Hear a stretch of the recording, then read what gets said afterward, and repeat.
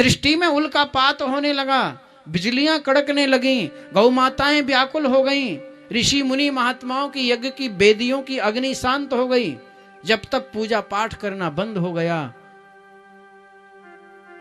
देवता व्याकुल हो गए, भगवान के चरणों में जाकर के स्तुति की। भगवान ने कहा, मेरे पार्षद जय और विजय दिति के गर्भ में हैं, घोर राक्षस बनने वाले हैं, मैं ही उनका संहार करूंगा, तुम निर्भय होकर के चले जाओ।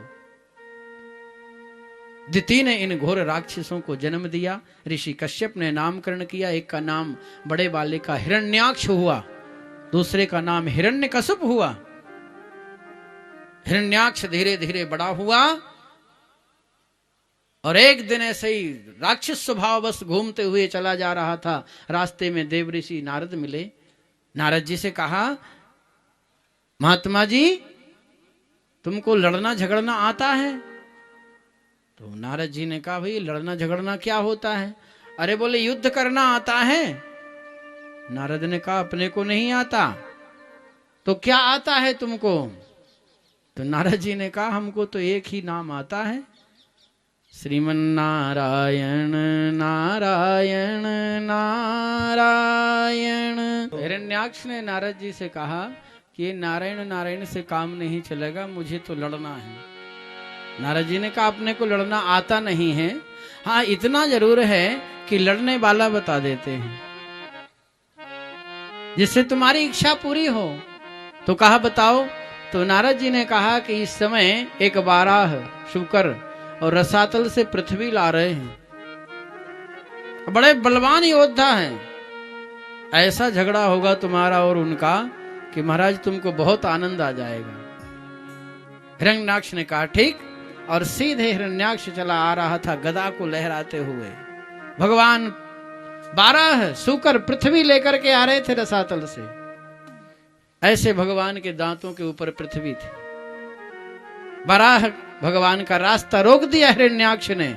भगवान इधर से रास्ता छोड़ के चलने लगे, उधर भी आ गया वो, फिर रास्ता रोक दिया।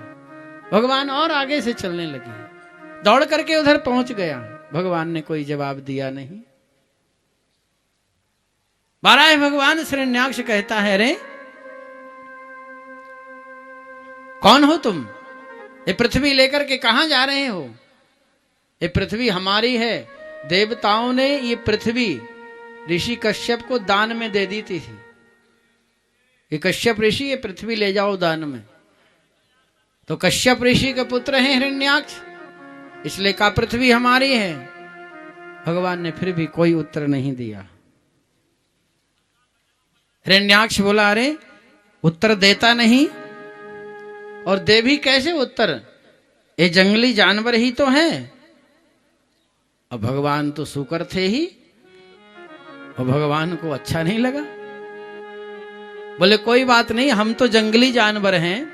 भगवान कहते हैं कि सत्यम वयं भो वन गोचरा मृगा युष्मद विधान मृगये ग्राम सिंहान न मृत्युपाशैः प्रतिमुक्तस्य वीरा विकथनं तब गृह्णन्त्र भद्र।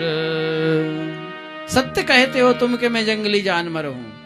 सत्यम वयं भो वन गोचरा मृगा, वन में विचरण करने वाला मृग हूं मैं, जानवर हूं। लेकिन युष्मद विधान मृगये ग्राम सिंहान, मेरे रास्ते में यदि मुझे कोई ग्राम सिंह मिल जाता है ना, तो उसको नहीं छोड़ता। ग्राम सिंह किसको कहते हैं? गांव का शेर कौन होता है? कुत्ता। और क्रोध आ गया, बोले हमको कुत्ता बनाता है। ऐसे गदा का प्रहार किया भगवान के ऊपर, पृथ्वी को स्थापित कर दिया अपनी इच्छा शक्ति से बाराह भगवान ने, और हिरण्याक्ष का उद्धार कर दिया।